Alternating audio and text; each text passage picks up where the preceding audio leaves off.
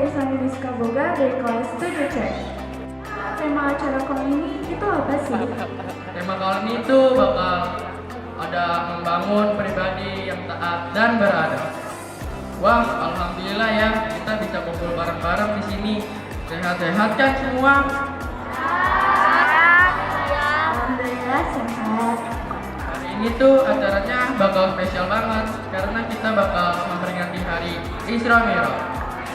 Aku tuh kepikiran Isra Mi'raj ini bukan sekedar perjalanan saja, tapi juga ada satu hal besar yang dibawa dari peristiwa ini. Nah, benar banget. Isra Mi'raj ini itu momen penting banget karena dari sini kita dapat perintah sholat 5 waktu.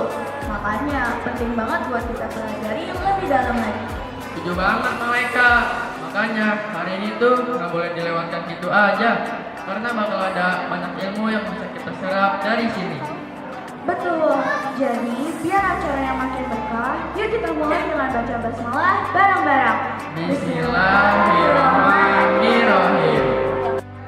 Berkumpul belakangan ini walaupun cuacanya agak gerimis, mudah-mudahan nanti gerimisnya seperti kita bisa melaksanakan kegiatan ini sampai akhir sesuai dengan apa yang sudah kita rencanakan. Salam dari Tuhan kita sampaikan kepada ibu kita, guru kita, Nabi Muhammad SAW.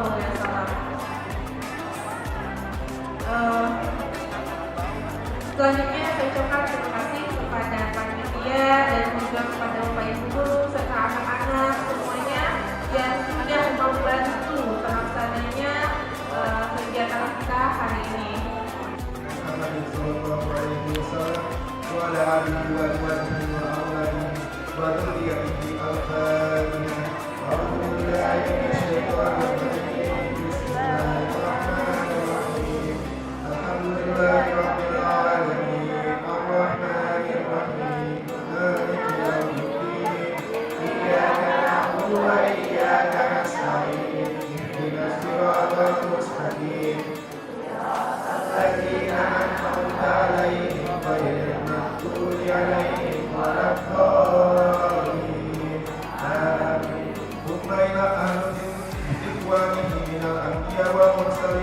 والأولياء والشهداء والصالحين وصحابته والتابعين والعلماء العاملين والمصنفين والمخلصين وجميع الملائكة المقربين ثم إلى جميع أهل القبور من المسلمين والمسلمات والمؤمنين والمؤمنات من مشارق الأرض إلى مغاربها برها وبحرها خصوصا إلى آبائنا وأمهاتنا وأجدادنا وجداتنا ومشايخنا ومشايخ مشايخنا وساتذاتنا وأساتذات أساتذتنا ولمن انتمعنا هنا بسببه وخصوصا الفاتحة. أعوذ بالله من الشيطان الرجيم. بسم الله الرحمن الرحيم. الحمد لله رب العالمين الرحمن الرحيم مالك يوم الدين. إياك نعبد وإياك نستعين. اهدنا الصراط المستقيم صراط الذين أنعمت عليهم غير المغضوب عليهم ولا الضالين. آمين. بسم الله الرحمن الرحيم. ألف لام ميم. ذلك الكتاب لا ريب فيه هدى للمتقين الذين يؤمنون بالغيب ويقيمون الصلاة ومما رزقناهم ينفقون والذين يؤمنون بما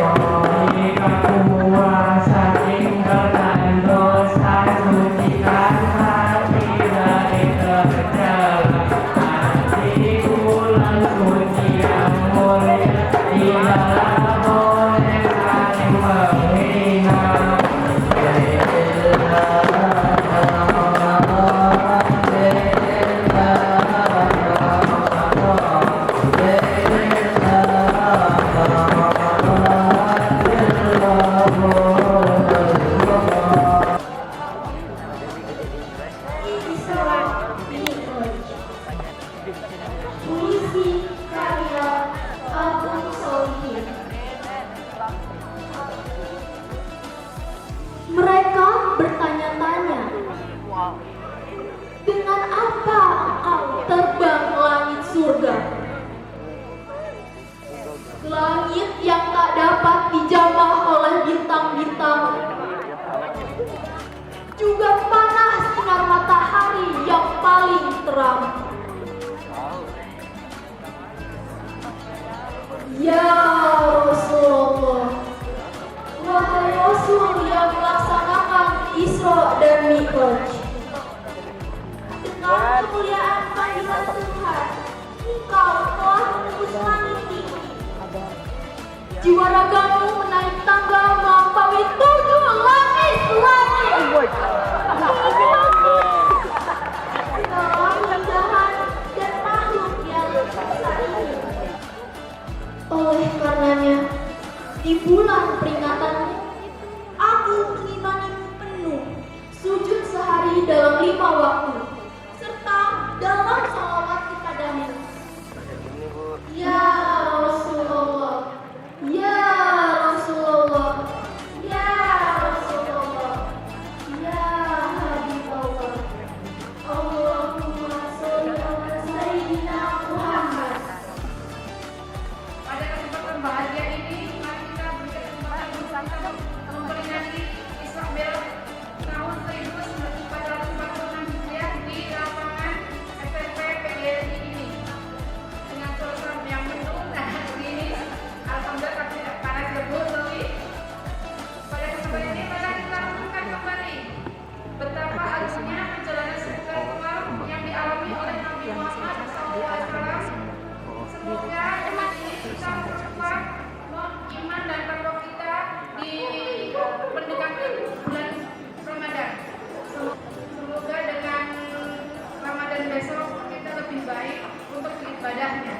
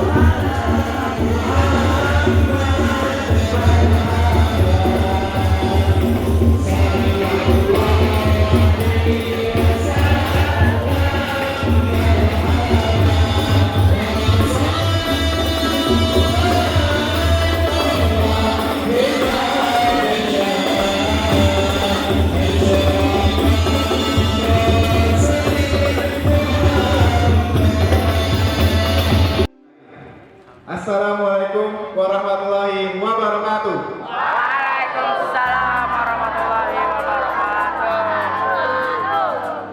Alhamdulillahirabbil alamin. wassalatu wassalamu asrofil anbiya wal mursalin wa ala alihi wa sahbihi ajmain. Hari ini kita merayakan, ayo bareng-bareng. Hari ini merayakan Isra Mi'raj, hari besar Islam. Ada yang tahu tidak apa itu Isra dan apa itu Mi'raj? Isra adalah perjalanan Nabi kita, Nabi Muhammad SAW, dari Masjidil Haram di Mekah ke Masjidil Aqsa di Palestina. Kemudian Mi'raj selanjutnya dari Masjidil Aqsa ke Sidratul Muntaha, bertemu Allah.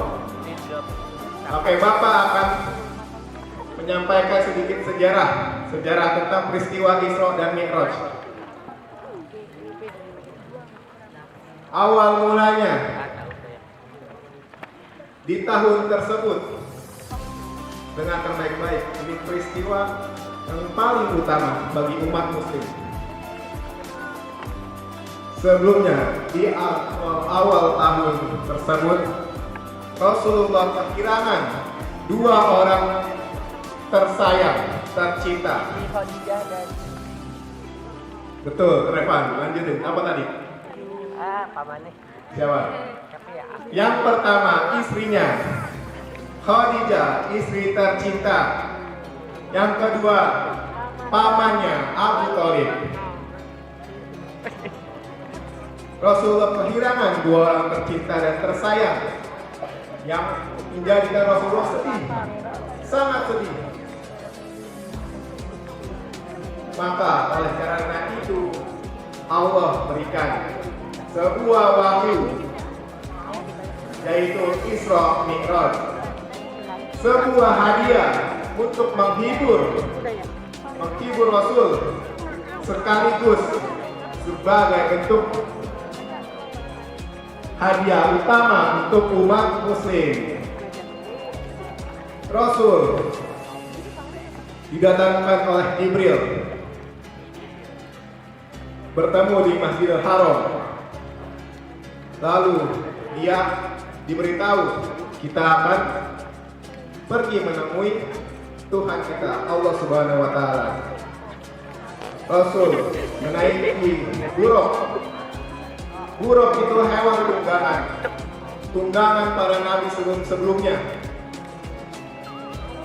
Dari Masjidil Haram ke Masjidil Aqsa, Rasulullah berhenti di 3 tempat terlebih dahulu. Yang pertama, berhenti di Madinah. Yang kedua, berhenti di Gunung Sinai, gunung tempat Nabi Musa mendapatkan wahyu. Dan yang ketiga, berhenti di tempat kelahiran Nabi Isa. Baru Rasulullah sampai di Masjidil Aqsa. Setelah di Masjidil Aqsa, Rasulullah ditemani Jibril untuk naik ke Sidratul Muntaha, bertahap dari langit pertama, kedua, ketiga, keempat, kelima, sampai ke-7. Di langit pertama, Rasul bertemu manusia pertama, bapak para manusia, Nabi Adam alaihissalam. Nabi Adam menyambut Rasulullah, selamat datang wahai anak yang soleh, Nabi yang soleh.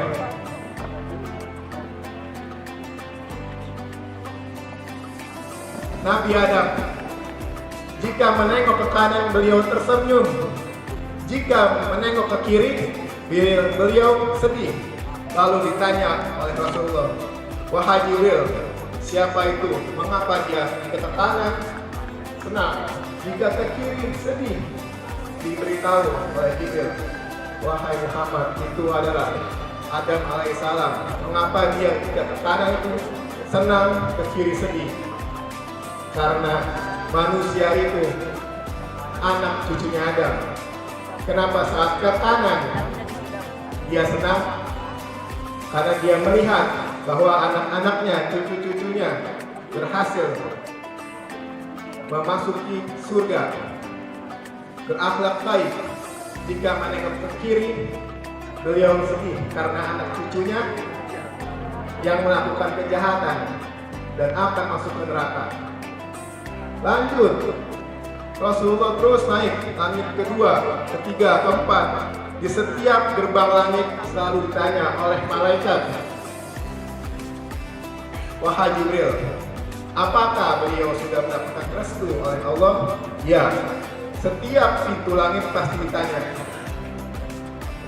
Hingga akhirnya di langit ke-6 bertemu Nabi Musa. Nabi Musa langsung sedih. Maka Rasulullah itu penasaran, mengapa engkau sedih? Nabi Musa yang sifatnya tidak mau kalah, beliau sedih karena juniornya, Nabi terakhir, pengikutnya banyak yang masuk surga dibandingkan pengikutnya Nabi Musa. Dan Nabi Musa juga memberikan salam, selamat datang wahai saudara yang soleh, Nabi yang soleh. Selanjutnya di langit ke-7 bertemu Ibrahim. Saat bertemu Ibrahim, Rasulullah yang berkata pertama kali, wahai Jibril, sesungguhnya aku sangat mirip, aku cucu yang sangat mirip dengan Ibrahim. Jadi Rasulullah itu cucu yang paling mirip dengan Nabi Ibrahim. Dan Nabi Ibrahim memberikan salam, selamat datang wahai anak yang soleh dan Nabi yang soleh. Jadi tadi siapa yang memberi salam dengan anak yang soleh? Ibrahim. Yang laki. Apa Pak? Salamnya dengan menyebut anak yang soleh. Siapa? Adam. Ibrahim. Adam. Ibrahim. Jadi ada dua nabi, Adam dan Ibrahim, yang memberikan ucapan selamat datang wahai anak yang soleh. Sesampainya di langit ke-7, langit terakhir sebelum ke Sidratul Muntaha, Rasulullah diberitahu Jibril, ya Rasulullah, saya mengantar sampai di sini saja, karena perintahnya saya tidak dapat masuk ke Sidratul Muntaha. Akhirnya Rasulullah masuk sendiri, masuk ke Sidratul Muntaha, bertemu dengan Allah. Rasulullah saat masuk langsung salam kepada Allah, Assalamualaikum, hingga 3 kali. Kenapa hingga 3 kali? Karena Allah tidak menjawab salamnya.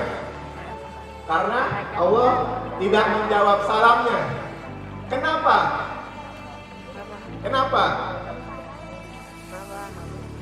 Kemudian Rasulullah juga bingung kenapa Allah itu tidak menjawab salamnya. Lantas Rasulullah turun lagi ke langit ke-7. Beliau bertanya ke Jibril, wahai Jibril, kenapa Allah tidak menjawab salamku? Jibril langsung menjawab, Allah itu as-salam. Jadi coba ya Muhammad menggunakan kata-kata yang lain untuk memberi salam kepada Allah. Akhirnya Rasulullah balik lagi ke Sidratul Muntaha dan memberikan salam yang lain. Apa itu? Ada yang tahu? Yang tahu dapat 50.000. Ayo. Allah Pak Soleh. Ayo, ada nggak? Nggak ada nih. Habibi. Asyhadu an la 50.000 nih. Asyhadu an la ilaha illallah. Angkat tangan dua. Salamnya Rasulullah ke Allah. Ada yang tahu? Allah Pak Soleh. Ayo.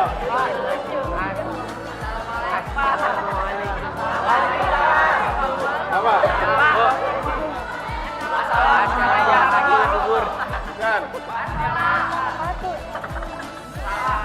Gak ada yang tahu? Oke. Oke, gak ada yang tahu nih. Mus, Mus. Salamnya Rasulullah di tahiyat akhir. At-tahiyatul mubarakatus salawatut thayyibatul lillah. Udah itu aja. Stop. Thayyibatul lillah. Segala puji bagi Allah. Salawat, kebaikan, keberkahan hanya miliknya. Baru Allah menjawab lanjutannya. Assalamualaikum ayyuhan nabiyyu Warahmatullahi wabarakatuh. Salam sejahtera wahai nabiku Nabi Muhammad. Rahmat dan berkah untukmu dariku. Dijawab lagi oleh Rasulullah. Lanjutannya, Assalamualaikum wa ala ibadillahis sholihin. Salam sejahtera bagi kami dan orang-orang yang soleh. Makanya tahiyat itu diabadikan di dalam sholat. Karena itu salamnya Rasulullah langsung ke Allah. Berapa pertama kali sholat diberi Allah kepada Nabi Muhammad? Berapa sholat? 50 sholat. 50 sholat, 50 waktu juga bisa. Kemudian Nabi turun kembali setelah mendapatkan wahyu sholat. Wahyu sholat adalah wahyu yang paling utama, beda dengan Al-Quran melalui perantara Jibril. Sholat langsung diberikan Allah pada Nabi kita Nabi Muhammad. Begitu spesialnya, hadiah paling spesial untuk dirinya sebagai penghibur atas kehilangan dua orang tersayangnya, dan pemberian juga kepada umatnya. Langsung, bayangkan saja Allah itu tidak melalui perantara mengasih sholat, langsung secara langsung Nabi turun. Dan nabi-nabi yang lain tidak ada yang komen, karena nabi yang lain di lantai 1, 2, 3, 4 sampai 7 semua percaya dan yakin dan tidak mau ambil ribet bahwa Allah itu pasti sudah bagus memberikannya. Tetapi ada satu nabi yang selalu tadi tidak mau kalah. Siapa? Nabi Musa. Barokahnya di sini karena Nabi Musa. Karena Nabi Musa mengambil syarat minimum kaumnya yang kuat-kuat, Bani Israel, dia memberikan komentar kepada Nabi Muhammad. Ya Muhammad, kaumku yang kuat-kuat, yang paling bagus di antara semua kaum, tidak bisa melaksanakan sholat. Apalagi engkau membawa 50 sholat. Kaummu lemah-lemah, umurnya pendek-pendek, ingatannya kurang, tidak akan sanggup. Akhirnya Rasulullah menerima saran dari Nabi Musa. Balik lagi ke Sidratul Muntaha, nego dengan Allah, dikurangi 5, balik lagi tinggal 45 kan, begitu lagi masih kurang hingga 9 kali. 9 kali 5, 45.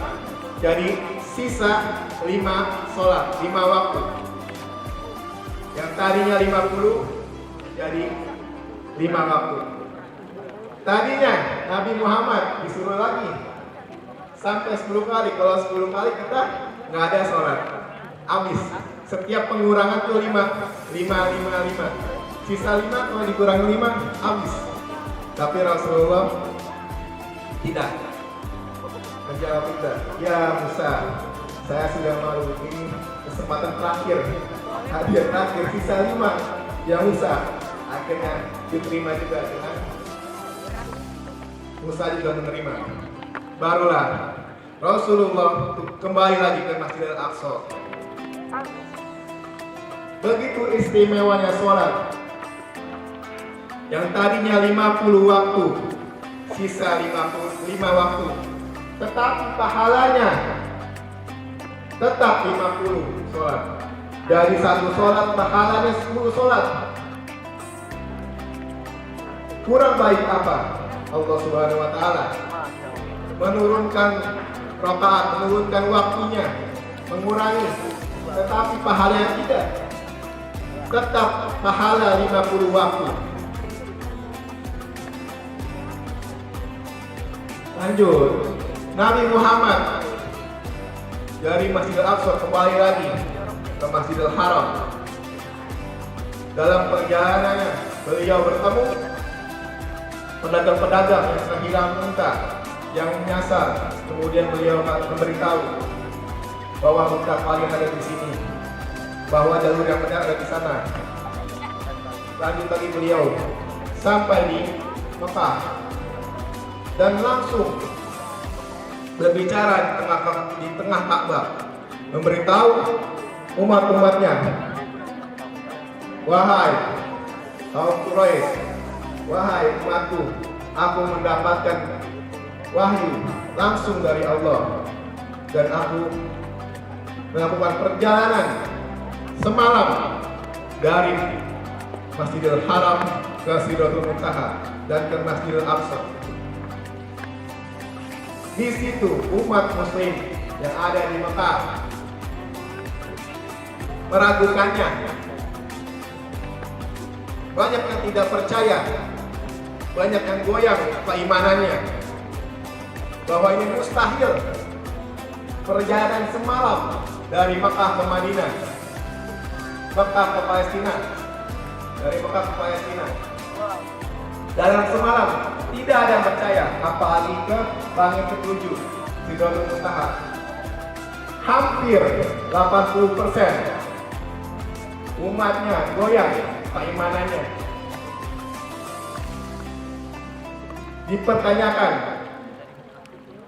Dipertanyakan keasliannya. Kemudian salah satu umatnya yang merasa heran bertanya, wahai Muhammad. Jadi di situ tidak memanggil lagi Rasulullah, langsung namanya, ya Muhammad, jika engkau benar-benar ke Masjidil Aqsa di Palestina, coba sebutkan ciri-cirinya bagaimana Masjidil Aqsa. Rasulullah yang tidak menghafal langsung goyang juga. Waduh, saya tadi nggak menghafal ini. Ciri-cirinya seperti apa? Dibantulah oleh Allah. Jadi seperti melihat proyektor Rasulullah di depannya, gambar Masjidil Aqsa. Tetapi yang lainnya tidak melihat. Disebutkanlah ciri-cirinya dan diverifikasi bahwa benar oleh orang-orang yang pernah ke Masjidil Aqsa. Kemudian masih tidak percaya, datanglah Abu Bakar. Abu Bakar yang tidak pernah komplain, yang selalu yakin atas kenabian Nabi. Tanpa berlama-lama bertele-tele, dia langsung mengiyakan, sesungguhnya saya percaya atas wahyu yang didapatkan Nabi Muhammad. Masih belum percaya lagi, datanglah tadi pedagang-pedagang yang untanya hilang, yang kesasar. Sampai besok langsung ditanya oleh umat-umatnya, wahai kalian tuh berdagang di perjalanan, apakah unta kalian